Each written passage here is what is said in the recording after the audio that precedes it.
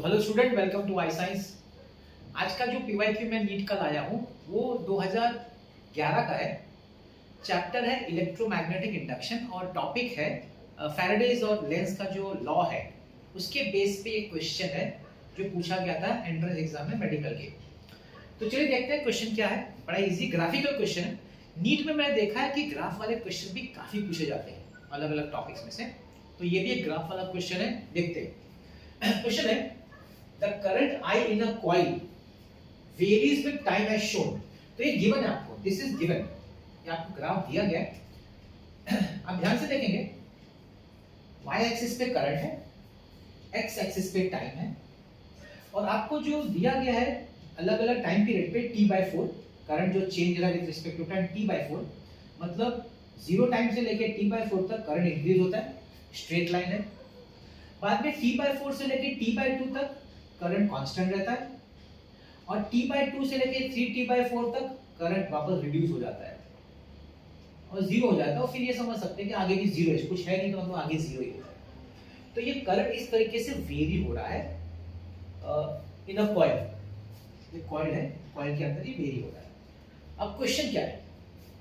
Question है the variation of induced EMF with time. अगर current इस तरीके से वेरी हो रहा है तो उसमें जो ईएमएफ, उस कॉइल में जो ईएमएफ इंड्यूस होगा ना, वो किस तरह से वेरी होगा, वो ये चार में से कौन सा ग्राफ रिप्रेजेंट करता है। अब देखिए जब वर्ड ये इंड्यूस आया ना, इंड्यूस्ड ईएमएफ, इसका मतलब है कि यहाँ पे फैराडे का और लेंस का लॉ अप्लाई हो जाएगा। फैराडे और लेंस, इंड्यूस्ड ईएमएफ वही लोग वही यूज होता है। क्या है इंड्यूस्ड ईएमएफ? बहुत सिंपल भाषा में तो यही है कि जब भी करंट वेरी होगा तो फ्लक्स वेरी होता है। फ्लक्स वर्ड आप जानते होंगे, flux is nothing but magnetic lines of force. यहाँ मैग्नेटिक फ्लक्स की मैं बात कर रहा हूँ। हम जानते हैं कि जब भी किसी कॉइल में से करंट पास होता है तो एक मैग्नेटिक फील्ड क्रिएट होती है और magnetic field is represented by magnetic flux. अगर करंट चेंज होता है तो फ्लक्स भी चेंज होता है। और फैराडे और लेंस ने बोला था कि जब भी फ्लक्स चेंज होता है किसी कॉइल से जो फ्लक्स पास हो lines of magnetic lines of force, अगर चेंज होता है तो उस कॉइल में एक ईएमएफ इंड्यूस होता है जो उस चेंज ऑफ फ्लक्स को अपोज करता है। याद करिए इक्वेशन, वो formula E is equal to minus d∅/dt। ये बेसिक फॉर्मूला है, बेसिक। अगर फ्लक्स चेंज हो रहा है, फ्लक्स क्या है वापस बताता हूं, मैग्नेटिक लाइंस ऑफ फोर्स। वो कब चेंज होगा? जब करंट चेंज होता है। जनरली अगर सर्किट हम देख रहे हैं करंट की बात हुई तो मैं करंट की बात करूंगा, नहीं तो और भी तरीका फ्लक्स चेंज करने का। आप मैग्नेट को आगे पीछे ले जा सकते हैं, वो सेकंड, वो इस टॉपिक का नहीं है, इसके वीडियो आज के क्वेश्चन का, तो मैं उस बात नहीं कर रहा हूं। तो जब भी करंट चेंज होगा ना, करंट, तो फ्लक्स चेंज होना है क्योंकि मैग्नेटिक फील्ड चेंज होगा तो magnetic lines of force change होगा। अभी फ्लक्स फाई चेंज हो रहा है ना, तो फिर ईएमएफ इंड्यूस होता है और जो ईएमएफ इंड्यूस होता है वो माइनस d∅/dt है। अगर नंबर ऑफ टर्न्स n होगा तो n यूज करते हैं। यहाँ पे n की बात हम लोग नहीं करते, हम लोग समझते हैं एक ही टर्न है कॉइल का। माइनस साइन क्या बताता है, डिनोट करता है? माइनस साइन ये डिनोट करता है कि जो ईएमएफ इंड्यूस हुआ है ये इस फ्लक्स को अपोज करेगा। जो करंट चेंज हो रहा है, मैग्नेटिक फील्ड चेंज हो रही है, उसको अपोज करेगा, इसलिए माइनस है। ये सबसे पहला आपको समझना है कि ये बेसिक फॉर्मूला है लेंस ऑफ फैराडे ने जो दिया हुआ है। अब हम लोग इस क्वेश्चन की बात करते हैं। इस क्वेश्चन में करंट की बात हो रही है, तो क्वेश्चन ये है कि सर फ्लक्स को करंट से कैसे रिलेट करेंगे? अब current I in a coil varies with time. अगर एक कॉइल है और उसके अंदर करंट चेंज हो रहा है तो फ्लक्स भी चेंज होगा और ये जो फ्लक्स है ना will be proportional to the current. मतलब करंट बढ़ेगा तो फ्लक्स बढ़ेगा। क्यों? करंट बढ़ेगा तो मैग्नेटिक फील्ड बढ़ेगा, मैग्नेटिक फील्ड बढ़ेगा तो फ्लक्स बढ़ेगा, मतलब मैग्नेटिक लाइंस ऑफ फोर्स बढ़ेगा। अब ये प्रोपोर्शनलिटी हटाने के लिए सर्किट में, याद रखिएगा सर्किट में पढ़ा है आपने, flux can be written as equal to Li। What is L? आपने पढ़ा है self inductance. L is nothing but self inductance, तो सेल्फ इंडक्टेंस इज L। तो ये जो फ्लक्स फाई है it can be written as Li। अगर ये लिख सकते हैं तो आप सब्स्टिट्यूट करेंगे तो क्या हो जाएगा, E is equal to minus d/dt of Li। लेकिन L तो कांस्टेंट है, it is coefficient of self induction या सेल्फ इंडक्टेंस, वो कांस्टेंट है। कॉइल का, गिवन कॉइल के लिए L हमेशा कांस्टेंट रहता है, तो फाइनली क्या हो जाएगा, E is equal to minus L D I by D T. आज के क्वेश्चन में ये फॉर्मूला यूज होगा इस ग्राफ को समझने के लिए, ये वाला फॉर्मूला। क्योंकि करंट की बात हो रही है ना, तो हम फ्लक्स को लेके तो नहीं एक्सपेक्ट कर पाएंगे, तो उस फ्लक्स को मैंने करंट के फॉर्म में कन्वर्ट कर दिया। ठीक है, अब देखिए कैसे इसको समझना है, ध्यान से लिखिएगा। अभी L को तो भूल जाइए, इसको और अच्छी तरह अगर मैं लिखूं तो लिख सकता हूं कि proportional to minus di by dt, ऐसा लिख सकते हैं क्योंकि L तो कांस्टेंट है। अब देखिए ये आपका I वर्सेस T का ग्राफ है, ठीक। I वर्सेस T के ग्राफ में अगर हम di by dt निकालते हैं तो वो क्या रिप्रेजेंट करेगा? I वर्सेस T के ग्राफ में di by dt क्या रिप्रेजेंट करेगा? di by dt will represent slope. Please understand, slope of line या ग्राफ whatever. अगर आपका I by T का जो ग्राफ है, अगर उसमें हम di by dt निकालते हैं तो वो स्लोप डिफाइन करेगा। तो बेसिक है मैथमेटिक्स का स्लोप कांसेप्ट, है कि नहीं? क्योंकि I जो है y कोऑर्डिनेट है, T जो है x कोऑर्डिनेट है, di by dt मतलब y2 minus y1 upon x2 minus x1, that is nothing but slope of a line. तो ये जो तीन लाइन दिख रही है ना, तीन लाइन, इनका जो स्लोप्स होगा ना वही di by dt होगा। Please get the point. अभी मैं इसको नाम नेम दे देता हूं, चलो नाम दे देते हैं, इधर a लिख देता हूं, इधर b लिख देता हूं, इधर c लिख देता हूं। तो OA का जो स्लोप होगा that will be di by dt for OA, AB का जो स्लोप होगा that will be di by dt for AB part, और BC का जो स्लोप होगा वो di by dt होगा BC का, मतलब BC वाला पार्ट। जब di by dt के बारे में हमको समझ में आएगा तब हमको EMF जो इंड्यूस हुआ है हमको उसके बारे में पिक्चर मिलेगा। अब जैसे कि मैंने कहा थोड़ा सा स्लोप कांसेप्ट इसमें लगता है मैथमेटिक्स का, जो हमको मालूम होना चाहिए, बेसिक मैथमेटिक्स है, ये जो आपके स्कूल में भी शायद हुआ है। ठीक है, देखिए अब ये स्ट्रेट लाइन है, स्ट्रेट लाइन है, इसका क्या मतलब? इसका ये मतलब है कि अगर आप स्लोप इस पॉइंट पे कहीं भी दो कोऑर्डिनेट को लेके निकालेंगे तो स्लोप चेंज नहीं होता है। स्ट्रेट लाइन मतलब ऑलवेज अलोंग दैट लाइन आप कहीं भी स्लोप निकालो इट विल नॉट चेंज। क्या मतलब है? इसका मतलब है कि इस OA सेक्शन में ध्यान दीजिएगा, OA सेक्शन, OA मतलब 0 से लेके t/4, इस सेक्शन में स्लोप इज सेम। सेम का मतलब क्या हुआ? It is constant. अगर स्लोप कांस्टेंट है मतलब di by dt कांस्टेंट है, di by dt is constant. Along with that एक और चीज बताना चाहूंगा, एक और चीज क्या कि देखिए ये जो एंगल है ये एक्यूट एंगल है ना, इंक्लिनेशन जिसको हम बोल सकते हैं एक्यूट एंगल। तो x एक्सिस पर एक्यूट एंगल बनता है तो स्लोप जो होता है ना वो पॉजिटिव स्लोप होता है। Please get my point, it is positive. तो OA सेक्शन में di by dt is positive. अब आ जाइए AB सेक्शन। AB सेक्शन कहां से कहां तक है? t/4 से लेके t/2 तक। वहां पे आप देख रहे हैं it is parallel to the x axis. क्या आप जानते हैं अगर कोई लाइन x एक्सिस को पैरेलल होती है तो उसका स्लोप क्या होता है?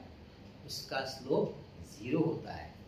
तो यहां पे क्या हो जाएगा? Slope is 0, therefore di by dt is equal to 0. And the last part है BC। BC कहां से कहां तक है?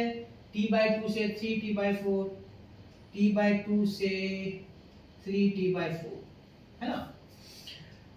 अब यहां पे भी स्ट्रेट लाइन है तो slope is same, slope is constant, slope is constant. अच्छा, so di by dt will also be constant, di by dt is constant, no problem। लेकिन ये पॉजिटिव स्लोप होगा कि नेगेटिव स्लोप होगा? अब यहाँ पे जो एंगल बन रहा है, यहाँ पे जो एंगल बन रहा है वो ऑब्ट्यूज एंगल बन रहा है, और वैसे भी डिक्रीजिंग, देखो ये इंक्रीजिंग होता है, ये डिक्रीजिंग होता है, तो it is a negative slope. और ऐसा भी समझ सकते हैं कि ऑब्ट्यूज एंगल बन रहा है ना, जो इंक्लिनेशन है विद एक्स एक्सिस है ऑब्ट्यूज है। सो आपका जो tan थीटा, आप जानते हैं स्लोप का फॉर्मूला एक tan थीटा भी होता है ना। तो ऑब्ट्यूज एंगल का tan नेगेटिव होगा सेकंड क्वाड्रेंट के हिसाब से, तो स्लोप नेगेटिव हो जाता है। अब आप मुझसे पूछेंगे सर आपने निकाला लेकिन हमको di/dt नहीं, ठीक है समझ में आता है कि ठीक है, लेकिन हमको तो ईएमएफ में, क्योंकि यहाँ जो ग्राफ है ना चार ग्राफ में गिरा जाते हैं, चार ग्राफ देखिए ईएमएफ मतलब ई विद टाइम, ये चारों ग्राफ ई विद टाइम है। हमने अभी तक di/dt के बारे में ही समझा है, अब हम आ जाएंगे ई पे। ध्यान दीजिएगा अपन लोग ई पे आएंगे। ई क्या बोलता है?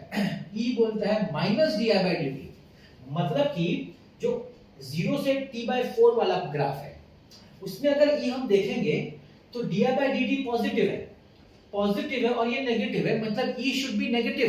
Please get my point. इस सेक्शन में ई इज नेगेटिव। क्यों? क्योंकि di/dt इज पॉजिटिव, तो positive into negative is negative. तो ई नेगेटिव कहां है? ई नेगेटिव कहां है? 0 से t/4 तक। ई नेगेटिव एक यहां पे है, ई नेगेटिव यहां पे है। यहाँ पे ई पॉजिटिव है, 0 से पॉजिटिव में, तो ये नहीं हो सकता, ये भी पॉजिटिव में, ये नहीं हो सकता, ये दो ग्राफ हो सकते हैं। ठीक, आगे अब ये बोल रहा है कि di/dt उस पोर्शन में पॉजिटिव है और कांस्टेंट है, कांस्टेंट भी है। पॉजिटिव इनटू नेगेटिव चलो पता चल गया नेगेटिव है, लेकिन ये बोलता है कांस्टेंट है। कांस्टेंट मतलब ना, अब ये ग्राफ दिखा रहा है कि ये डिक्रीजिंग हो रहा है और ये ग्राफ दिखा रहा है straight parallel to the X axis. तो इन दोनों में से कौन सा ग्राफ कांस्टेंट बताएगा? तो कांस्टेंट का मतलब क्या था? Value should not change. Value यहाँ पे चेंज हो रही है सी वाले ऑप्शन में, जबकि ए वाले ऑप्शन में वैल्यू चेंज नहीं हो रही है, इट इज कांस्टेंट। तो ये भाई कैंसिल होगा, A option. That's how you get option A. फिर भी आप चाहते तो मैं आपको सेकंड और थर्ड पार्ट भी समझा देता हूं। अब देखिए a to b slope is 0, तो देखिए a to b मतलब t/4 से लेकर t/2। देखिए t/4 से लेकर t/2 0 है, इसलिए ईएमएफ दिख ही नहीं रहा है। There is no EMF because slope is 0। Slope is 0 तो यहां पे ईएमएफ 0 होगा इन दिस केस। इस केस में e विल बी 0, इसलिए देखिए यहां पे नथिंग इज शो। अब तीसरे में आ जाइए डीसी वाले में, यहां पे क्या बोला है? It is negative. अभी di/dt is negative, so negative into negative positive हो जाएगा। Gate my point, it is positive. तो देखिए पॉजिटिव हो गया और कांस्टेंट तो होना ही चाहिए, तो पॉजिटिव भी है और स्ट्रेट लाइन मतलब कांस्टेंट भी है। तो इस तरीके से आपका ये ग्राफ हो जाता है कंप्लीट। आई होप आपको समझ में आया। इसमें स्लोप का कांसेप्ट है मैथमेटिक्स का, और definitely lens of Faraday law तो लगेगा ही, वो आपको समझना ही है कि किस तरह से अप्लाई हुआ है। लेकिन स्लोप का कांसेप्ट अगर आपको थोड़ा बहुत मैथ्स का आता है तो ये क्वेश्चन आपके लिए बहुत इजी है। तो हम तो क्या हो गया मालूम है, पहले केस में हमारा दो तो ऐसे उड़ गया। पहले ही जैसे हमने बोला कि पहला केस नेगेटिव होना चाहिए, वापस बताओ क्यों नेगेटिव? ये नेगेटिव में पहला केस क्यों होना चाहिए? क्योंकि di/dt पहले 0 से t/4 में di/dt खुद पॉजिटिव है और पॉजिटिव इनटू नेगेटिव नेगेटिव होता है, इसलिए स्टार्टिंग जो ग्राफ होना चाहिए वो नेगेटिव में होना चाहिए, इसलिए a और c बचता है और b और d निकल जाता है। और उसी फर्स्ट केस में हम लोग c को कैसे कैंसिल किए वो समझे आप लोग? क्योंकि ये बोलता है कि कांस्टेंट होना चाहिए। अभी कांस्टेंट होने के लिए ये ग्राफ कांस्टेंट नहीं है, ये तो चेंजिंग ग्राफ है। कांस्टेंट होने के लिए उसको स्ट्रेट लाइन होना पड़ेगा parallel to the X axis, इसलिए ऑप्शन है।